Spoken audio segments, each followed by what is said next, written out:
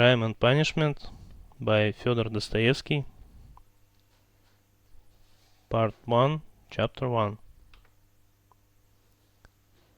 On an exceptionally hot evening early in July, a young man came out of the garret in which he lodged in S Place and walked slowly, as though in hesitation, towards Key Bridge. He had successfully avoided meeting his landlady on the staircase.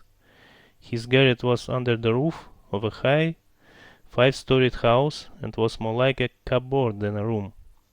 The landlady, who provided him with garret, dinners and attendance, lived on the floor below, and every time he went out he was obliged to pass her kitchen, the door of which inevitably stood open. And each time he passed, the young man had a sick, frightened feeling, which made him scowl and feel ashamed. He was hopelessly in debt of his landlady, and was afraid of meeting her. This was not because he was cowardly and abject, quite the contrary, but for some time past he had been in an overstanding, irritable condition, verging of hypochondria. He had become so completely absorbed in himself and isolated from his fellows that he dreaded meeting not only his landlady, but anyone at all.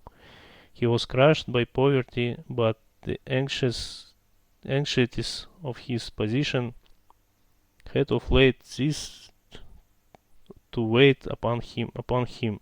He had given up attending to matters of practical importance. He had lost all desire to do so. Nothing that any landlady could do had a real terror for him. But to be stopped off the stairs, to be forced to listen to her trivial, irrelevant gossip,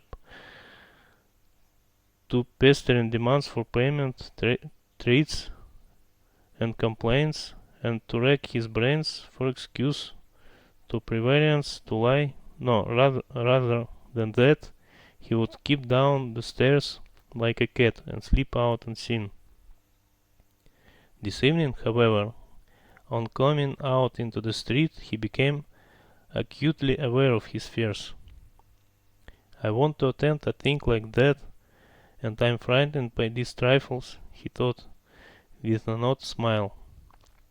Yes, all is in man's hand, and he lets it all slip from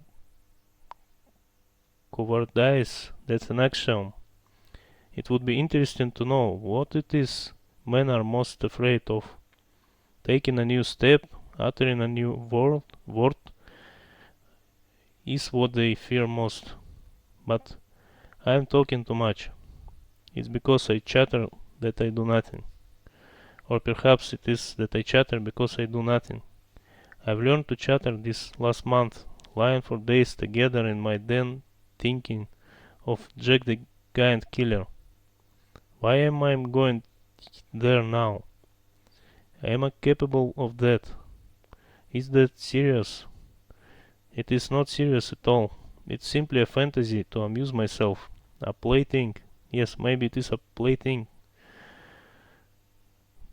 The heat of the street was terrible, and the airlessness, the bustle and the plaster, scaffolding, bricks, and dust all about him, and that special Petersburg stench, so familiar to all who are unable to get out of town in summer, all worked painfully upon the young man's already overwrought nerves. The insufferable stench from the pot houses, which are particularly numerous in that part of the town, and the drunken men whom he met continually, although it was a working day, completed the revolting misery of the picture, and the expression of the profoundest disgust gleamed for a moment in the young man's refined face. He was, by the way, exceptionally handsome, above the average in height, slim, well built, with beautiful dark eyes and dark brown hair. Soon he sank into deep thought, or more accurately speaking, into a complete blackness of mind. He walked alone, not observing what was about him, and not caring to observe it. From time to time he would mutter something from the habit of talking to himself, to which he had just confessed. At these moments he would become conscious that his ideas were sometimes in a tangle, and that he was very weak. For 2 days he had scarcely tasted food. He was so badly dressed that even a man accustomed to shabbiness would have been ashamed to be seen in the street in such rags. In that quarter of the town, however, scarcely any shortcoming in dress would have created surprise. Owing to the proximity of the High Market, the number of establishments of bad character, the preponderance of the trading and working class population crowded in these streets and alleys in the heart of Petersburg. Types so various were to be seen in the street that no figure, however queer, would have caused surprise. But there was such accumulated bitterness and contempt in the young man's heart that, in spite of all the fastidiousness of youth, he minded his rags least of all in the street. It was a different matter which he met with acquaintances with former fellow students, whom indeed he disliked meeting at any time.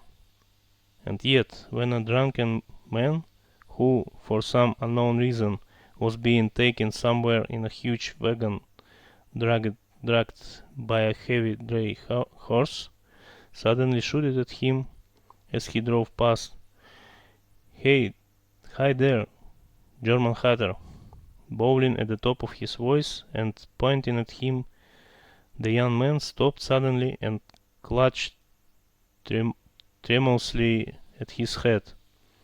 It was a tall round hat from Zimmermann's, but completely worn out, rusty with age, all torn and bespattered, brimless, and bent on one side in a most unseemly fashion.